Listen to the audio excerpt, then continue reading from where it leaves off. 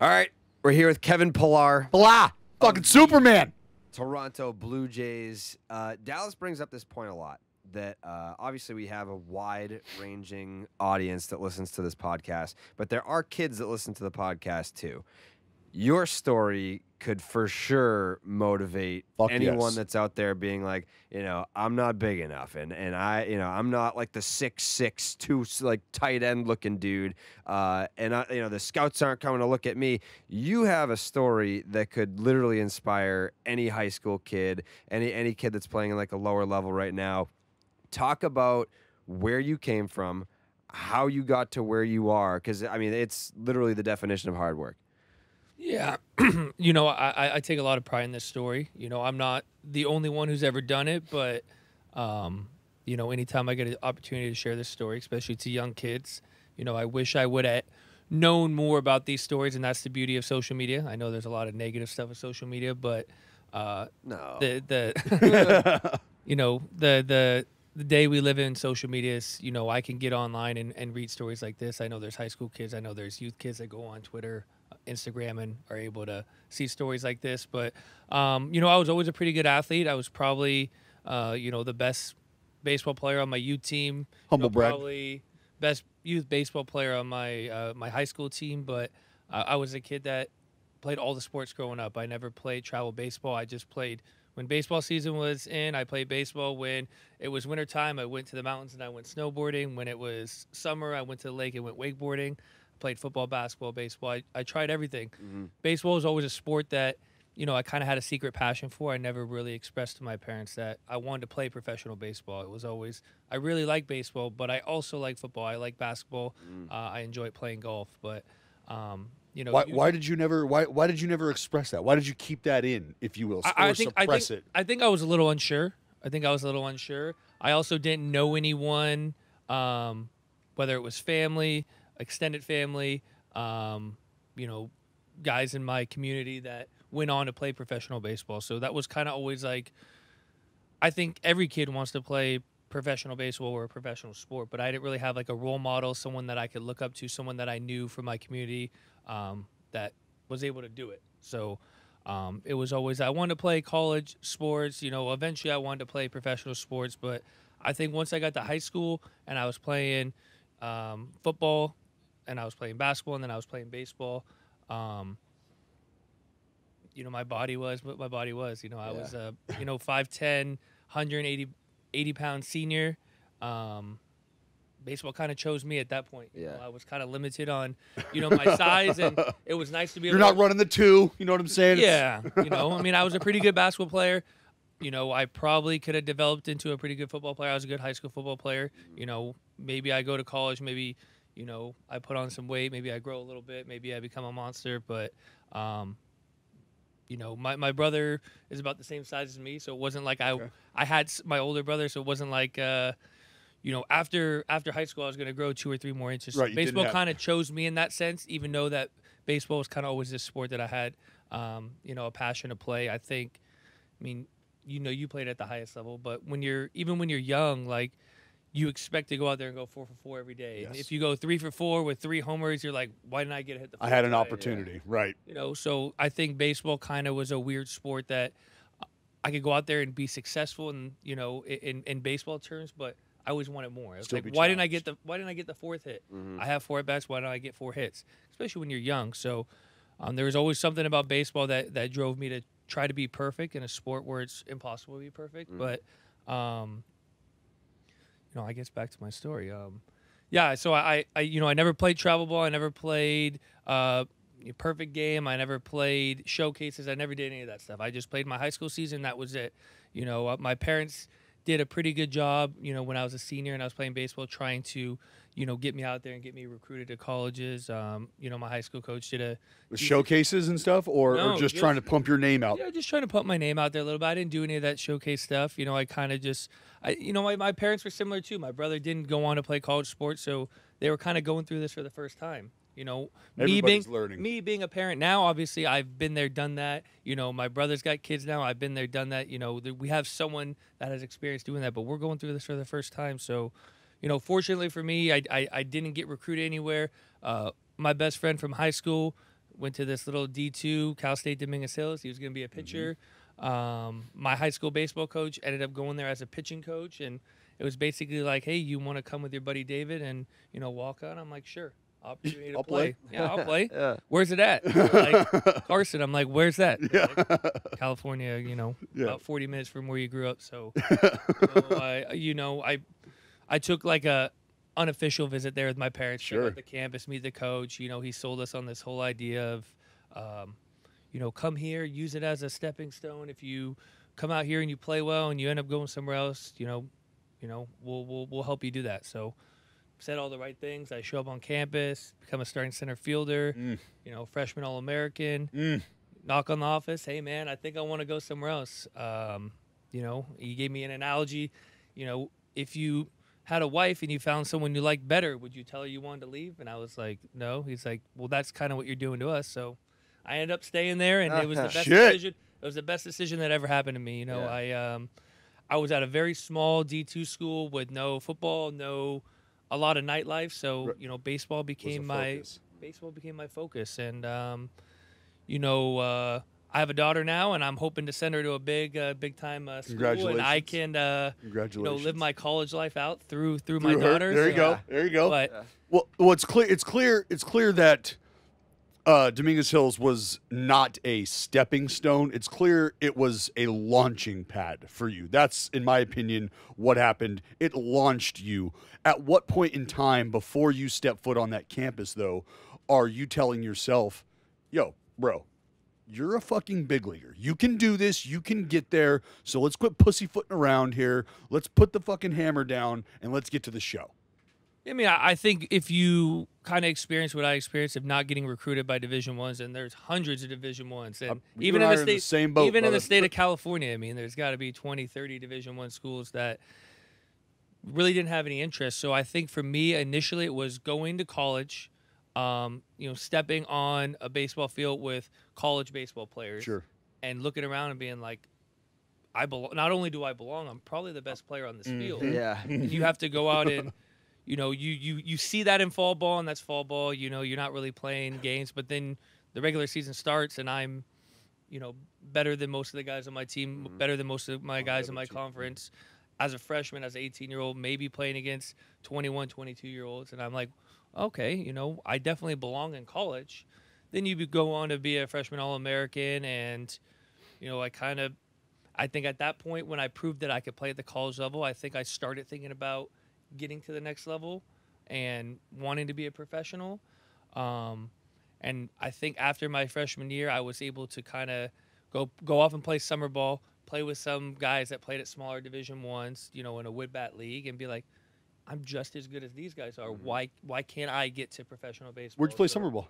My first year, I actually played in Arizona. Okay. For the Lake Havasu Heat. Yep. It was unbelievable. My parents had a lake house in Havasu. Sick. Oh, bro, stop it. So my dad fucking stop it. My dad initially went up with me for about 2 weeks, and we would, I parked my car in the city. We would take the boat across into the city, park the boat, get off, play a game. Me and my dad would go back. During the day, we would work on the house. We built like this staircase down on this mountainside, and then I go play baseball. At that point, it's still kind of like recreational baseball. Yeah. You don't realize you're playing collegiate summer baseball. Right. But, like what it means, like all the hoopla. Tell me, have you ever spring break at Havasu?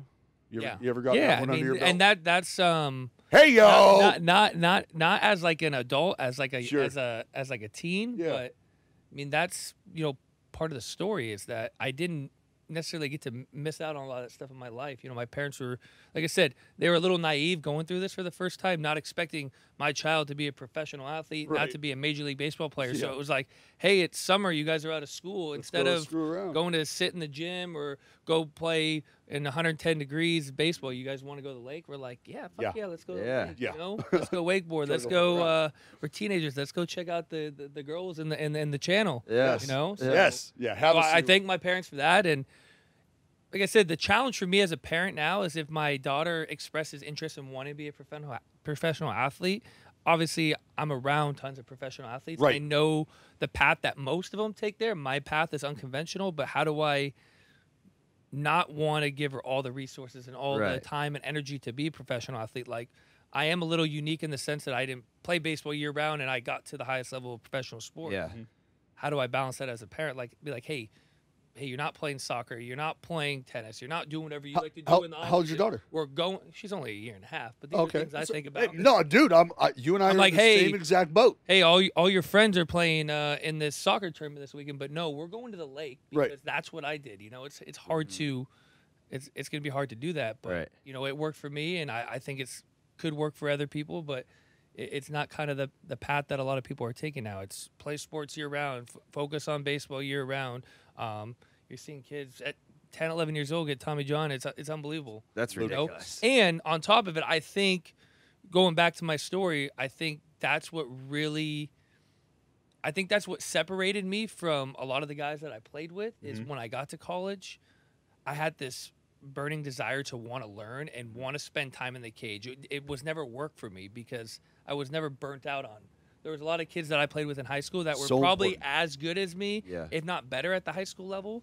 And when they got done at high school, they're like, fuck, I don't want to play anymore. I just want to go to college and live. I'm like, I've lived, you know, since I was 5 years old. I was taking vacations. I was doing all this. I'm like, baseball interests me. Like, I want to go to class. I want to get out early. I want to go to the batting cage. I want to practice. I want to go back to the batting cage, perfect my craft. I was never burnt out on it. So, I mean, that's one way of looking at it. And I know you're an advocate in it too. And it's just, I think there just needs to be more people, not necessarily like me, but more people that didn't focus on their professional sport at a young age. Just be a fucking kid, man. Be a kid. You've got the opportunity. I mean, that's why I believe that you are the athlete you are, is because you've done everything. You've played all of those sports. And you didn't just focus on yourself. Because I'll tell you right now, very rarely are you going to find just a baseball player that moves like you, my friend. Very fucking, in my opinion, rarely. Like, you gotta know how to move laterally. We're talking reading balls off the bat. There's a lot of shit you've done away from the baseball field that helps you in that regard. Yeah, it's hard. Like, whether it's with the Blue Jays or stuff I do on my own, if I'm doing like youth camps or like talking to youth, and they're like, first question is, how do you make those plays? And I want to be like, well, fuck, I didn't learn on a baseball field. Right. But how do I? It's hard. How do I explain that to a kid? I'm like, hey, the way I play defense is, I feel like I'm playing a wide receiver. I make my move. I see the ball. I'm running a route. I don't give a fuck what's in my way. Wall, my teammate, a fucking tree could be out there. I'm going to run through it because I learned that on the football field. Yes. I learned how to. It's a mentality. I learned, yeah, it's a mentality. There's this element of body control. Like, if you're catching a pass going across the middle and someone's going to hit you, like, you learn pretty quick. Like, I know how to have my body be loose and limber, like, because I'm about to get hit. Right. A lot of guys want to, like, brace up, hit the wall, and they end up getting hurt. Yep. You know, I've been fortunate in my career to go out there and be reckless and, you know, for the most part, avoid injury. And that's something I didn't learn out of baseball. Well, that's something I learned playing other sports. We're on the subject, so I got to ask. Favorite side? No, let me ask this question first. Would you rather rob a homer or hose a dude at the dish? We're saving a run. We're saving a run either way. I mean, what helps my WAR more? Ooh, probably. I'm gonna probably say the home run. The home run range. UZR. I gotta, get up. All those things are really important Get to up. me. So I need whatever's gonna help my UZR. You looking at like for defensive metrics? Because I think like defensive runs saved is probably the only one that I would actually look at, but it's still not perfect. Like, but you would have, if you could explain to me how I get a defensive run saved, because to me it sounds like if I robbed a homer, it should be clearly one. Saving a run. Yes. If I hose a guy at home plate, it should be clearly one. Yeah. But I think we all look at it. I don't think we fully understand it. Yeah. You can't. I think we use it. For me, I use it as a little bit of motivation because I'm like, how the fuck am I a negative defensive run save player? I'm like, I feel like I had a pretty good year. Yeah. Shit does not fall. But it doesn't. But it's not my barometer. It's like, I know if I went out there and I had a good game where I had a good year and I'm a pretty good defender. So but I think with this new coaching staff that, some of them did come from the Rays and, historically they've been known as a top defensive team.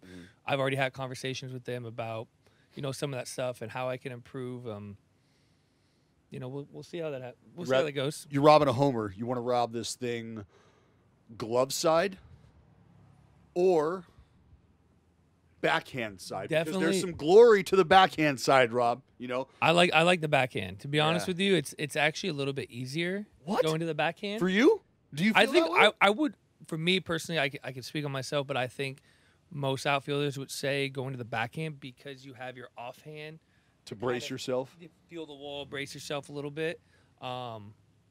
Yeah, I mean, so I would say I'd almost get more glory if I went glove side because it seems like you're going up a little bit more naked against the wall. You don't have that cushion of your arm to kind of feel for it. So, you know, I've robbed 2 home runs in my career, and they've both been to the backhand. So, you know, hopefully can add a glove side one here. Who'd you here rob? soon. I got Tim Beckham, Jackie Robinson Day, my first year in the big leagues, and last year I got Nick Castellanos. Okay. Sorry about it. I think I remember that one. on Canada Day. So. Yeah. Oh yeah, do it. Yeah. Which you know what? That's a great segue. Let me ask you about the support of an entire nation, because this is different support than any other team that you play against. You have an entire nation of people behind you. What is the difference between that vibe at home and then traveling and being able to see, you know what, this is the support is regional. They're not as rabid, because I've been to those fucking games, man. The Rogers Center pops. It absolutely pops. Yeah, I mean, I've only played for the Blue Jays, so that's all I've been able to experience as a home player. Right. I haven't played anywhere else, but I've been in this league a long time. I've played on the road. I've played the Red Sox when they're very good. I've played against the Yankees when they're really good. Fan support's unbelievable there, but there's nothing like you know, playing in the Rogers Center when, you know, we were at our height of being very competitive and very good. You're getting 50,000 rowdy fans that have been drinking all day, Uh-huh. and like you said, I mean, there's nothing like it in any other professional sports league. You know, we're the only major league sport to have one professional franchise in a major sport that represents an entire country, and you notice it. Oh, You go on the road to fuck places yeah. like Seattle and Minnesota and Detroit, places that are along the border of Canada, and a lot of time it's these people's only game they're going to see all year. It's hard Yeah. for them to get to Toronto from, you know, Vancouver to Toronto's about a 6-hour flight. So Yeah.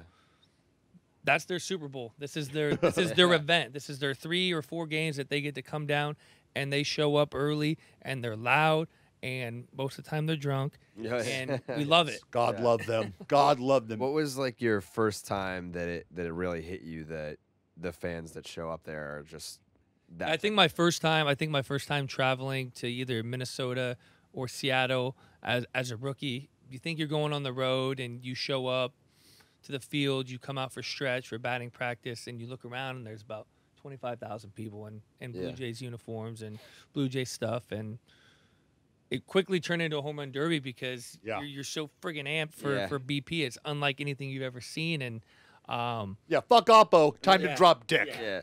Jays fans are here. Yeah. And then, you know, some of the stuff I've done in the off season, being able to travel across Canada, and you just see, like, you know, I'm just, you know, one of 25 guys, and I'm in the middle of Canada somewhere. They know who you are, bro. Oh yeah. And They know who you are. It's unbelievable. You ever done the CN Tower? You ever done that CN Yeah, Tower? I did. No, I've never been outside. Oh. I haven't done it yet. Bro, I don't get know that if in I your want life. to. Get it in your life. I did it actually. You guys were taking BP, and I was standing up there, like leaning out, walking around. That's pitcher's life. Yeah. I mean, he's a psychopath. It is what it is. Probably starting that day too. That was like that was your meditation. I was Yeah. centering myself. That's how he gets yourself? into his happy space. Back to your personal story for a second, though, because you were a 32nd round draft pick. I'm sure you know this, but for the people at home, you were the first player from your draft class by the Toronto Blue Jays to make it to the big leagues.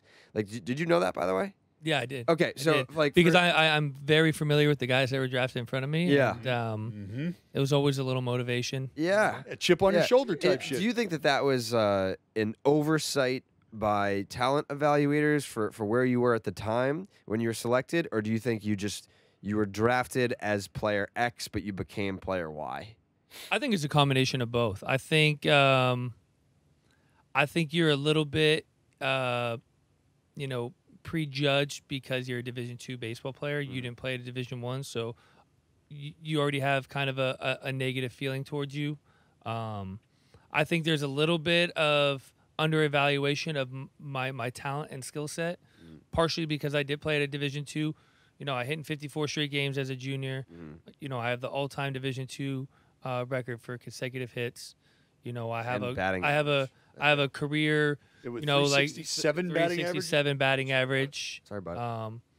You know, if you can hit, you can hit. You know, but I that think shit you. plays. But I think you discredit it because it's at a Division II. What would he have done at a Division I? You know, and they're probably trying to figure it out. There's no formula for it. But I guarantee there's someone in there that's trying to figure out Division II times X minus B at a Division I gives you this. You know, and that's maybe why I got drafted a little bit late. But I think part of it is, you know, there's some intangibles that go into baseball that you can't. Thank you. Can't judge. You know? Thank you. You know, even to this day, I'll tell you that I'm an average runner. I have an average arm. I have an accurate arm. I probably have an average hit tool, and I probably have average power.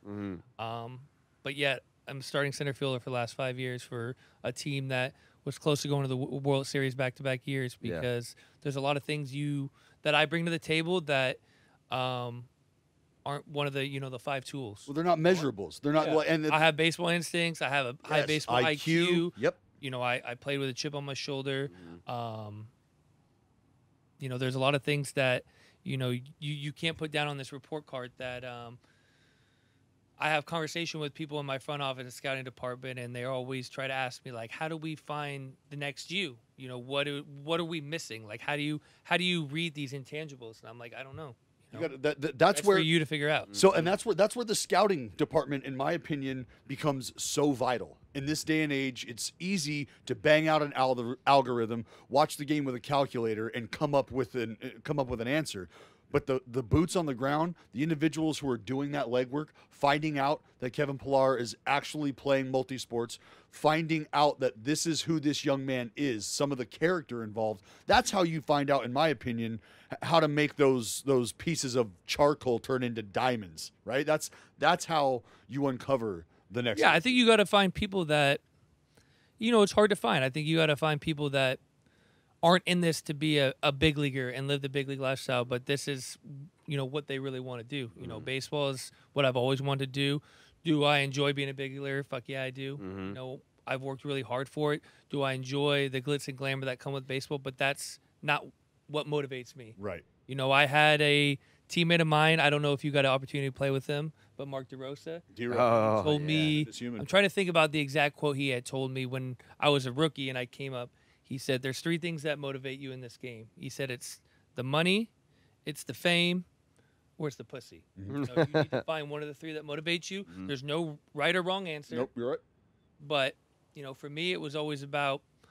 I mean, I guess it's a combination. It was just about. I guess it would be about the fame because I wanted to be known as a guy that went out there and played hard and helped his team win. So it was never. I've never been motivated by dollar amounts. Although I do want to take care of my family, you know how important it is to make as much money in this game as possible. And I was married, so it was never about the last one. Right. So but that goes back to some of the intangibles. Can you sit down in a room and when you're trying to evaluate a player, and can you ask him these questions? He can lie to your face and tell you this, but there's something just different about guys that are just really motivated about wanting to be a student of the game, wanting to be a really good baseball player, and knowing that the rest of those other things will come with them if you take care of what you want to take care of on the field. And you have your daughter down on the field with you yet? Yeah, I've had her down on the field. How cool was that? How cool was that for you? The first time the you very brought first her down time, the very first time after playing in a big league game and having my daughter there was probably a second to her being born. Yeah. Yep. Full circle type shit, right? I remember that feeling, having her. I mean, not as a player, as a broadcaster, but holding my daughter on a baseball field. I was just like, "Fuck, man, this." Yeah. Now my last part of my motivation is I want to play in this game long enough where my daughter will actually recognize me on the field playing. She'll actually have some sort of memory of me playing. So, I got to put in another. Hopefully 5-6 years. So you're going vegan now? Is that what you're telling us? You're going vegan, taking care of the body? I think that's the key for longevity is you got to not eat meat. Yeah. So you're obviously in the American League East with Toronto, and there are a couple other really good center fielders in that division with Kiermaier, Jackie Bradley. Is there like a healthy sort of rivalry that goes on between you guys where it's like, you could say one guy wins the Gold Glove, and it's like, you're not even the best defensive center fielder in your own division. Like, because between you three, I mean, you're talking three of the best defensive center fielders in baseball. Yeah, and for a long time, Adam Jones was there. Yeah. And then you got to throw in Aaron Hicks there, who's Yeah. the richest of all the center fielders in our who's a good friend of mine. But yeah, I think there's always been this healthy competition amongst the three of us. Who's in fact, I think we were all drafted around the same time. We're all roughly around the same age. So yeah, I mean, whether it's Aaron Hicks, Jackie Bradley, Kiermaier. Obviously, Kiermaier's got the most hardware. Jackie just added some to his trophy case. He's also, but he's got two eyes. He's got 2 chips though. He does have 2 chips. I mean, Yeah, he does. That's really what ultimately motivates me. I think there was a time in my career when, you go out there and you're recognized, from your peers and from Major League Baseball as one of the best defenders, and you're close to winning a Gold Glove, and you have kind of that heartbreak of not winning it. I was like, I'm fucking gonna win this thing next year, and then you lose it again, and then you go for a third time and you lose it again, and you're like, well, it's really not that fucking important because it's not gonna take away from how I feel about the type of year I had, the type of defender I am. The biggest compliment to me, and I'm sure you felt the same thing, is when your peers come up to you and say, hey, fuck, I love the way you play. Like, dude, you're one of the best out there. That means more to me than having a little Gold Glove sit at my house. Right. So. Ultimately, the thing I'm chasing is what Jackie Bradley has, and that's the 2 rings. And, I know we're a little bit further away than we were a couple years ago getting back there, especially with how talented Red Sox and Yankees are. But that's what motivates me. I'd love to be here long enough to see this kind of rebuild go through, because I'm in the clubhouse with a lot of these young guys, and we got some really, really talented young guys. Yeah. Obviously, we hear about Vladdy and how special he is. Oh God. I get a chance to see it, every single day and in practice and some of these spring training games, and especially being kind of a scrub and a guy that was drafted late, and you hear about these prospects and you're like, fuck prospect. Yep. He's the real deal. That's a dude. He's the real deal. Yeah. And I just really hope people would just shut up and let the kid play. Right. Every single day, whether he fields a ground ball or flies out he's got to talk to the media. It's what did Vladdy do today? It's like, just let the kid play. He's 20 years old. Right. He's gonna be fucking special. Yeah. Like, just let the kid. And Let that's it happen. Fortunately for him, he grew up kind of in that atmosphere with his dad, and he kind of knows how to, kind of deflect that stuff and just go out and play. But I really wish people would just leave him alone and just let him play. And, when he is this superstar, do whatever you want. But, he's 19 years old. He's about to be in the big leagues. Yeah. He's about to dominate. And he's about to make a big impact. He's about to be a huge, huge part of what you guys are doing. You're obviously a very competitive dude. Fucking love it. You have the ability to stare down anybody in baseball history. Past, present, on the mound right now. Who you picking? Well, I mean, I think, famously you think of Nolan Ryan as one of the best competitors, and, the fight he got in with Robin Ventura, I guarantee one thing, he's not putting me in a headlock. You got them hands for that, old man. Yeah. You got them hands for that, old man. He could take it. Yeah.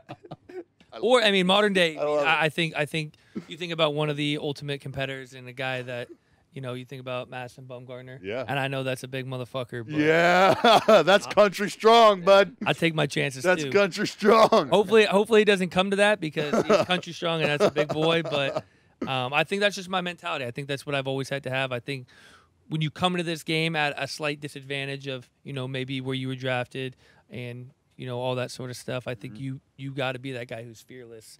You got to be Giants. Yeah, you got to go out there and slay giants. You got to be able to stare guys down that, in the back of your mind you have the utmost respect for, but you can't give these guys an inch in this game. That's what I've learned is, you respect these guys, you respect the hell out of them because of what they've done. But, if I step into the box against a guy like Verlander and he senses fear, then, I'm fucked. He's going to punch my ticket. Blood in the water. That's a great white, brother. That's a great white.